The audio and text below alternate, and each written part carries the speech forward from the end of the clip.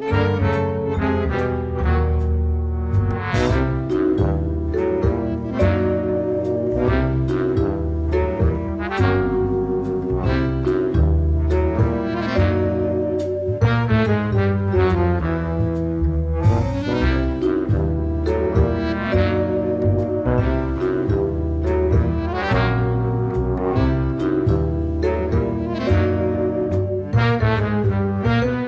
reduce under the Kyoto regime 32% of emissions, having in the same time more than 200% of GDP growth via new investment, via energy efficiency investments. So I think we are a very good example for a number of countries, European one, but also developing countries, how to merge economic growth and economic transformation with limitation of CO2 emissions. And we are developing a number of investments concerning renewable sources of energy. And we are focused on research and development of our own shale gas resources.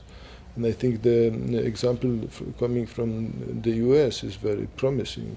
The switch from coal to shale gas is bringing more reductions in the US that the EU is making with whole energy and climate policy. We have also, since a couple of years, a program of construction of a nuclear power plant, and all tenders will start probably next year.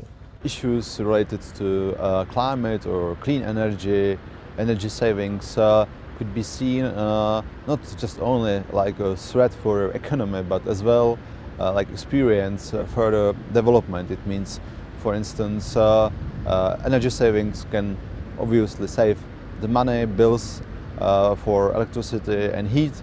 So it means that if the issue is communicated with people in this way, it can have a positive consequences for the economy. We decreased this greenhouse gas emission about 33%.